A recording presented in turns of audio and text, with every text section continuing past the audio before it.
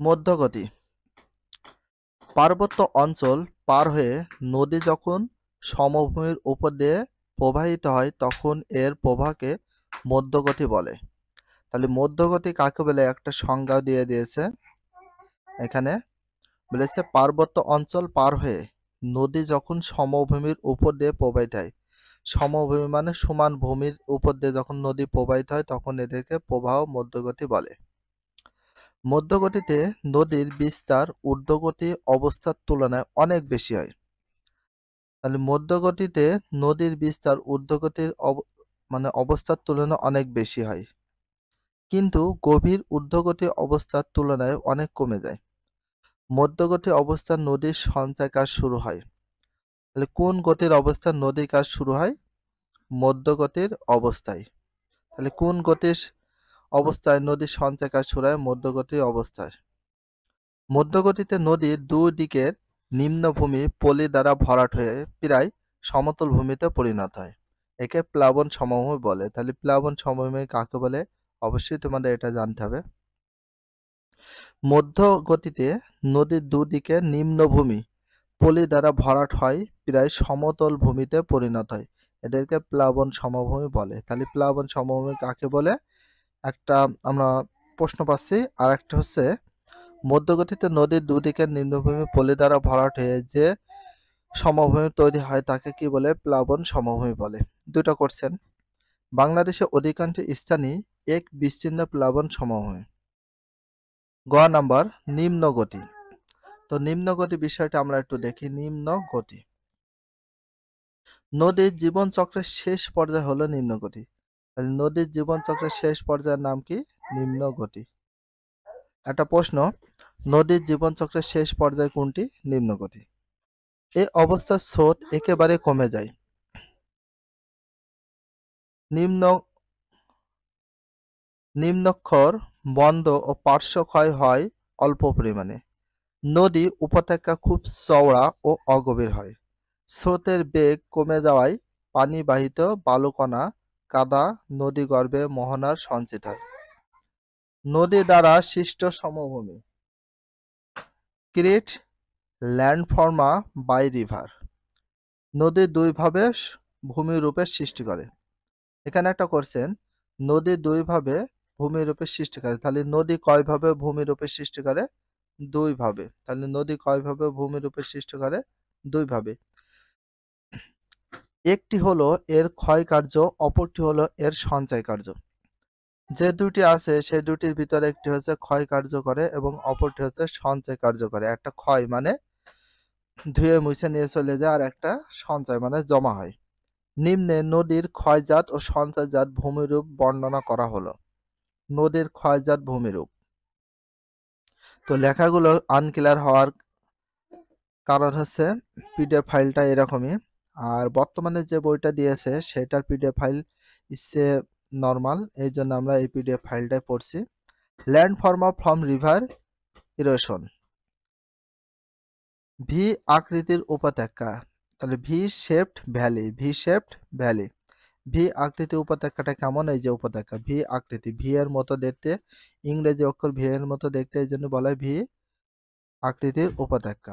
ঊর্ধ্বগতি অবস্থার নদীর স্রোতের বেগ প্রবল হওয়ার কারণে নদী বড় বড় শিলাখণ্ডকে বহন করে নিচের দিকে অগ্রসর হয়। পর্বতগুলো কঠিন শিলা দ্বারা গঠিত। পর্বত মানে পাহাড়গুলো কঠিন শিলা মানে পাথর দিয়ে, শক্ত পাথর দিয়ে তৈরি। ফলে মাঝে মাঝে নরম শিলাও থাকে, মাঝে মাঝে নরম পাথরও থাকে। শিলা মানে পাথর।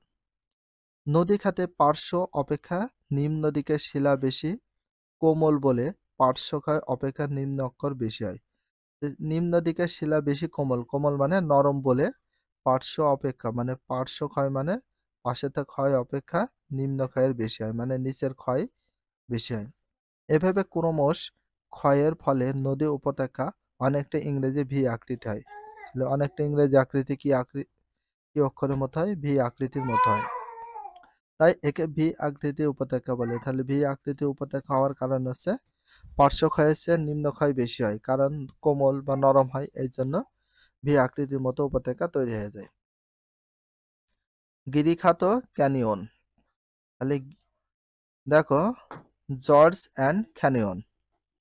ঊর্ধ্বগতি অবস্থায় নদীর প্রবল স্রোত খাড়া পর্বতপাত্র বেয়ে নিচের দিকে প্রবাহিত হয়। ঊর্ধ্বগতি অবস্থায় নদীর প্রবল স্রোত খাড়া পর্বতগাত্র বেয়ে নিচের দিকে প্রবাহিত হয়। এতে ভূপৃষ্ঠ ক্ষয় হয় এবং ভূত্বক থেকে শিলাখণ্ড ভেঙে পড়ে। শিলাখণ্ড বলতে মানে পাথরের যে খণ্ড আছে সেই খণ্ড ভেঙে পড়ে। শিলাগুলো পরস্পরের সঙ্গে এবং নদী খাতের সঙ্গে সংঘর্ষ মসৃণ হয়ে অনেক দূরে চলে যায়। এখানে শিলাগুলো বলতে পাথরগুলো পরস্পরের সঙ্গে মানে একে অপরের সঙ্গে নদী খাতের সঙ্গে সংঘর্ষে মসৃণ হয়ে অনেক দূরে চলে যায়। এসব পাথরের সংঘর্ষে নদীর খাত গভীর ও সংকীর্ণ হতে থাকে। নদীর খাত মানে গর্তগুলো কি হতে থাকে আরো গভীর হতে থাকে এই যে গিরিখাতের কারণে। কারণ গিরিখাত দিয়ে যখন পানি প্রবাহিত হবে তখন নিচের যে পানির স্তর সেগুলো বয়ে নিয়ে চলে যায়। যতই শিলা কঠিন শিলা হোক না কেন, যদি স্রোত প্রবল হয় তাহলে এখানে যে পাথর থাক, শক্ত পাথর হোক, নরম পাথর হোক, আরো ধুয়ে মুছে নিয়ে চলে যায়। এজন্য এই খাতগুলো আরো গভীর হয়ে যায়। নদীর দুপাশে ভূমি ক্ষয় কম হলে বা না হলে এসব খাত খুব গভীর ও সংকীর্ণ হতে থাকে। আরো গভীর হয়ে যায় এসব খাতগুলো বা গর্তগুলো, তখন আরো চিকন হয়ে যায়। যত গর্ত হবে তখন চিকন হতে হতে যাবে। এক পর্যায়ে এসব খাত খুব গভীর হয়, তখন এরূপ খাতকে গিরিসংকট বা গিরিখাত বলে। তখন এরূপ খাতকে কি বলে? গিরিখাত বা গিরিসংকট বলা হয়ে থাকে। সিন্ধু নদের গিরিখাতটি প্রায় 518 মিটার গভীর। তাহলে এটা বিশাল একটা ইম্পর্টেন্স কোশ্চেন, অবশ্যই ভেরি ভেরি ইম্পর্টেন্স হিসেবে লিখে রাখো। সিন্ধু নদের গিরিখাত প্রায় কত মিটার গভীর ছিল? সিন্ধু নদের গিরিখাত প্রায় 518 মিটার গভীর। তাহলে 518 মিটার গভীর ছিল কোন গিরিখাতটি? সিন্ধু নদের গিরিখাতটি। সিন্ধু নদের গিরিখাতটি। এটি পৃথিবীর একটি অন্যতম বৃহত্তম গিরিখাত। তাহলে পৃথিবীর বৃহত্তম গিরিখাতের নাম কি? সিন্ধু নদের গিরিখাত। সিন্ধু নদের গিরিখাতে কত মিটার গভীর ছিল? 518 মিটার। আর পৃথিবীর একটি অন্যতম বৃহত্তম গিরিখাত বলা হয় কোনটিকে? সিন্ধু নামের গিরিখাতকে, সিন্ধু নদের গিরিখাতকে।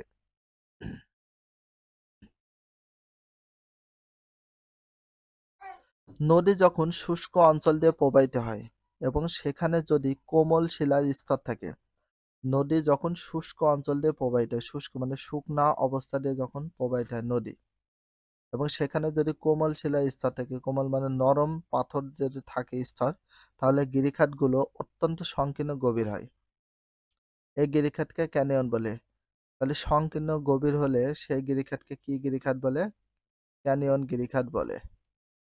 তাহলে যদি কোনো গিরিখাত যদি অত্যন্ত সংকীর্ণ বা গভীর হয় সেসব গিরিখাতকে কি বলে? কেন গিরিখাতকে ক্যানিয়ন বলে। উত্তর আমেরিকার কলোরাডো নদীর গিরিখাত গ্র্যান্ড ক্যানিয়ন পৃথিবী বিখ্যাত। তাহলে উত্তর আমেরিকার কলোরাডো নদীর গিরিখাত গ্র্যান্ড ক্যানিয়ন পৃথিবীর বিখ্যাত গিরিখাত। তাহলে পৃথিবীর বিখ্যাত গিরিখাতের নাম কি? পৃথিবীর বিখ্যাত গিরিখাতের নাম হচ্ছে গ্র্যান্ড ক্যানিয়ন।